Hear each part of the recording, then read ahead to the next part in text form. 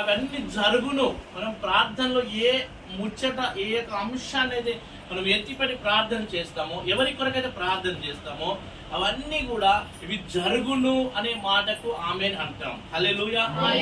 అందుకే మన యొక్క మార్కు సువార్త 11వ అధ్యాయం 24వ వచనంలో ఆయన చెప్తున్నటువంటి మాట ఏంటంటే, అయ్యా అందుచేత మీరు ప్రార్థన చేయనప్పుడు మీరు పొందుకున్నామని నమ్మండి. అయ్యా రాలేకపోతే మనం ఎలా నమ్మాలి? అది రాలేదు కదా. ఇప్పుడు మనం ఒక సమస్య, ఒక రోగం కొరకు ప్రార్థన చేసాం, ఇప్పుడే చేసాం. ఇప్పుడు చేసిన రోగం వెంబడే స్వస్థత నొందుతున్నామా? అయితలేదు కదా. అయితే ఎందుకు మనకు ఈ మాట సెలవిస్తూ ఉన్నాడు అంటే, మనము నమ్మకము కలిగి ఉండాలని. అంటే అది జరుగుతుంది, ఈ రోజు కాకపోయినా రేపు జరుగుతుంది. హల్లెలూయా.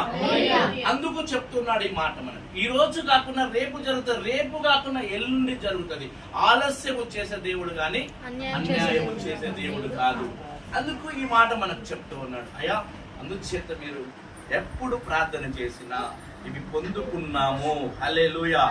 ఇవి పొందుకున్నాము, మాకు వచ్చేసినాయి ఆల్రెడీ. వీటిని మేము అనుభవిస్తూ ఉన్నాం ప్రభువా.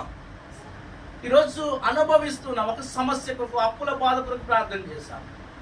అప్పులన్నీ తీర్చున్నాయని అని ప్రార్థన చేశాం. అప్పులు ఎంబడే పోలేదు, కానీ పోతాయని నమ్మకము నీకు ఉండాలి. హల్లెలూయా. అవి పోతాయి. ఈ రోజు నన్ను హింసిస్తున్న, బాధిస్తున్నటువంటి రోగము ఈ రోజు నుంచి నాకు దూరం అవుతూ ఉంది. హల్లెలూయా. ఈ రోజు నుంచి నాకు దూరం అవుతూ ఉంది ఆ రోగము. ఈ రోజు నుంచి నా సమస్య దూరం అవుతుంది. హల్లెలూయా. మనం నమ్మిన ఎడల. అబ్రహాముకు ఎన్ని సంవత్సరాలు? 99 సంవత్సరాలు. 99 సంవత్సరాల్లో అంటూ ఉన్నాడు, దేవుడు పిలిచాడు, నీ దేవుడను నేను, సర్వశక్తి గల దేవుడను అబ్రహామా, నిన్ను ఈ సమయంలో పిలుస్తూ ఉన్నాను. నువ్వు అనేక జనములకు తండ్రిగా నియమించబడతావు. హల్లెలూయా. అప్పుడు అనుకున్నాడు, ప్రభువా నేను ఈ రోజు ఈ 99 సంవత్సరాలు నన్ను ఏమంటూ ఉన్నావు? అనేక జనములకు తండ్రిగా కాబోతూ ఉన్నావు అన్నావు. నేను ఎలా ప్రభువా? ఈరోజు మనకు కూడా డౌట్ వస్తుంది. అయ్యా నాకు అప్పులేమో అనేక అప్పులు ఉన్నాయి. ఈ రోజు నువ్వు అంటూ ఉన్నావు, నువ్వు ప్రార్థన చేసినప్పుడు పొందుకున్నామని అంటూ ఉన్నావు. మరి ఎలా అది సాధ్యము ప్రభువా? ఎలా సాధ్యమవుతుంది? దేవుని వాక్యము సెలవిస్తుంది, అబ్రహామును పిలిచిన దేవుడు నిన్ను పిలిచాడా లేదా మనల్ని? హల్లెలూయా. దేవుడు మనల్ని ఎన్నుకున్నాడు. అబ్రహామును పిలిచాడు, కానీ నిన్ను కోరుకున్నాడు. హల్లెలూయా. పిలవడం వేరు, కోరుకొనడం వేరు. ఇష్టముగా కోరుకున్నాడు దేవుడు. ఆయనను పిలిచాడు, అబ్రహామా రమ్మన్నాడు, కానీ నిన్ను మాత్రము ఆయన ఇష్టముతో కోరుకున్నాడు. నిన్ను కోరుకొని నీకు చెప్తున్నటువంటి మాటలు ఏంటంటే, ఈరోజు అబ్రహాము ఏ విధంగా 99 సంవత్సరాల నువ్వు అనేక మందికి తండ్రిగా నియమించబడదు అని చెప్పినప్పుడు ఆయన ఎందుకు ప్రభు అని అడగలేదు. ఈరోజు 100 ఏండ్ల వాడు, నేను 100 సంవత్సరాలు ఉన్నాను ప్రభువా, నేను 100 సంవత్సరములకు ఒక తండ్రి కాలేకపోయాను ప్రభువా, ఇక ముందు నేను అయితానా నాయనా అని అడిగాడు. అడిగితే దేవుడు చెప్పిన మాట నెరవేర్చబడును గాక అన్నాడు. హల్లెలూయా. నేను చెప్పిన మాట నెరవేర్చబడుతుంది నీ యొక్క జీవితంలో అని చెప్పబడుతూ ఉంది. ఎందుకంటే ఆయన ఇచ్చిన మాట 1000 తరములకు అది నిలుచును గాక. హల్లెలూయా. ఒకసారి 145వ కీర్తన 19వ వచనం అడిగితే మనకు చెప్పబడుతూ ఉంది, ఆయన అనుకున్నటువంటి మాటకు ఇన్ని తరముల వరకు మనకు తోడుగా ఉంటది. ఇచ్చిన మాట నెరవేర్చే దేవుడు, ఇచ్చిన మాటను మనకు సంపూర్ణంగా మనకు సిద్ధింపజేసేటటువంటి ప్రభువును మనం నమ్ముకొని ఉన్నాము. ఈరోజు మరి సమస్య మన నుంచి పోతది అని నమ్మకంతో ఉండాలి. 145వ కీర్తన 19వ వచనము ఒకసారి చదవండి.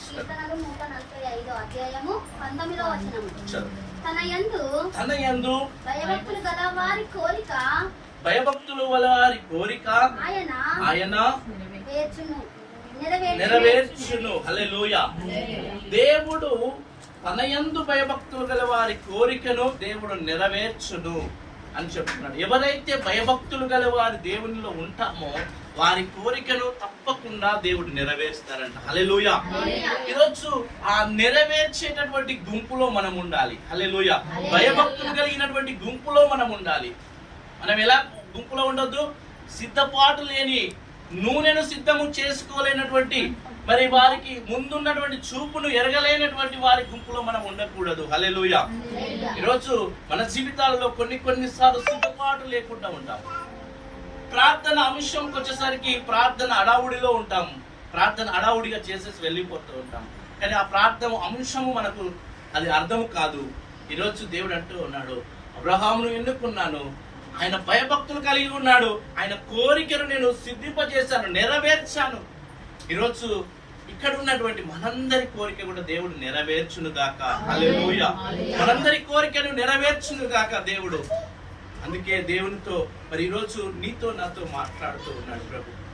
ఎందుకంటే ఒక సమయంలో ఇద్దరు క్రైస్తవ సహోదరులు ఉన్నారు. ఇద్దరు క్రైస్తవులే, వాళ్ళు పుట్టుక నుంచి క్రైస్తవులే. వాళ్ళు ప్రార్థన చేస్తున్నారు. ఇద్దరి ప్రార్థన చేస్తున్నారు. ఒకరేమో భయంతో చేస్తున్నారు, ఇంకొకరేమో భయం లేకుండా ప్రార్థన చేస్తున్నారు.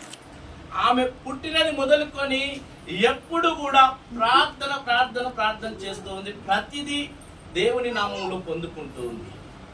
అయితే ఎలా పొందుకుంటుంది అనేది మనము ఆలోచన చేస్తే, ఈమె ప్రార్థన చేస్తుంది. రేపు మనకు అవసరమయ్యే దాని కొరకు ఈరోజు ప్రార్థన చేస్తుంది. రేపు తన పిల్లల భవిష్యత్తు కొరకు ఈరోజు ప్రార్థన చేస్తుంది. తనకు వచ్చేటటువంటి ఆమెకు ఏదన్నా రావాల్సిన గురించి ఈ రోజే ప్రార్థన చేస్తుంది. ప్రభువా, రేపటి గురించి నేను ఏం చెప్పాలి? ఈరోజు నీకు ఒక అవసరత ఉంది, దాని కొరకు ఈరోజు నుంచి స్టార్ట్ చేయ ప్రార్థన. అది త్వరలో నెరవేర్చబడును గాక. హల్లెలూయా. అయితే అలా ప్రార్థన చేస్తున్నప్పుడల్లా ఆమెకు దొరుకుతున్నాయి. ఎవరి ద్వారా అంటే తన కుటుంబ సభ్యుల ద్వారా దొరుకుతూ ఉన్నాయి. ప్రార్థన చేస్తుంది, ప్రతి ప్రార్థన. కానీ చివరిలో ఆమె ఏమనుకుంటుందంటే, అయ్యా, నేను మంచి ఉన్నతమైన స్థానంలో ఉండాలి, మంచి ఉన్నతమైన స్థానంలో నిలబెట్టాలంటే మంచి చదువు ఉండాలి, మంచి ఉన్నతమైన స్థానంలో నిలబడాలంటే ఆమె అనుకున్నది, ప్రభువా, నేను ఒక ఏమంటారు ఫ్లైట్ నడిపించేటటువంటి హోదాలో ఉండాలి, మంచి స్థిరమైనటువంటి ప్రార్థనలో ఉండాలి అని ఆమె కోరుకున్నది. అలా చేస్తున్నప్పుడు తన తల్లిదండ్రుల దగ్గర స్తోమత లేదు. హల్లెలూయా.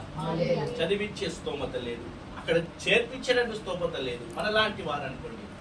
అయితే ఆ స్థితిలో ఆమె ప్రార్థన చేస్తూ ఉంది. చేసినప్పుడు ఏమైపోయిందో తెలుసా?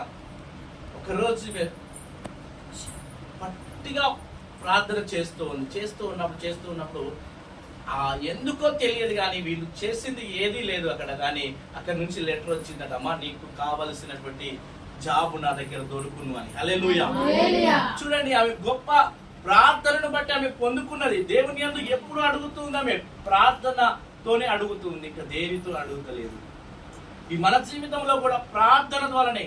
లూకాసు వార్తలో అంటాడు, ఈ సమస్య పోవాలంటే ప్రార్థన తప్ప దేని వలన సాధ్యము కాదు. హల్లెలూయా.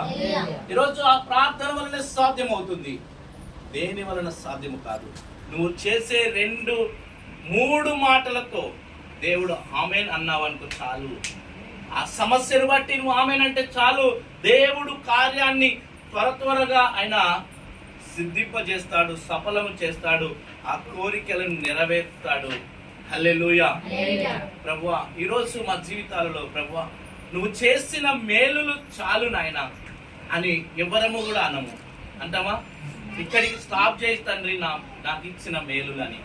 ఎందుకంటే మనము మరణమయ్యేంత వరకు మానవునికి మేలులు అవసరమా కాదా? మనము తిరిగి ప్రభు దగ్గరికి చేరేంత వరకు మనకు అవసరము ప్రభు మేలులు. ఈరోజు ప్రభు మేలులను మనము పొందుకోవడానికి ఆయన మన ఇచ్చే ఈవుల కొరకు ఎదురు చూస్తూ ఉంటాం. ఎప్పుడు ఎదురు చూస్తూ ఉంటాం. మత్తయి సువార్తలో అంటున్నాడు, ప్రభువా, నీవు ఇచ్చేటటువంటి ఈవుల కొరకు నేను ఎదురు చూస్తూ ఉన్నానయ్యా. ఒకరోజు సుంకరి ప్రార్థన చేస్తున్నాడు, మనందరికీ తెలుసు. సుంకరి ఏ విధంగా ప్రార్థన చేస్తున్నాడు? అయ్యా, నేను ఈ యొక్క మందిరమును నేను చూడడానికి కూడా అర్హుడను, కానీ తండ్రి ఈరోజు నీ యందు భయభక్తులు కలిగి ప్రార్థన చేస్తూ ఉన్నాను. ఇతనికంటే అతడు నీతిమంతుడుగా మార్చబడ్డాడు. ఈరోజు మన జీవితాల్లో కూడా మనము ఒక్కొక్కసారి, అయ్యా, నేను నీతిమంతుడుగా తీర్చబడాలంటే నేను తగ్గించబడాలి ప్రభువా, నేను నీతిమంతుడుగా నీ మందిరంలో ఒలివ మొక్కల వల్ల మనం ప్రార్థన చేస్తాం కదా, మా అమ్ములను మా జీవితాలను ఒలివ మొక్కల వల్ల చేయండి. మేమెప్పుడు నీటి కాలువ యోధన నాటబడినటువంటి మొక్కల వల్ల మేము ఉండాలి ప్రభు అని ప్రార్థన చేస్తాం.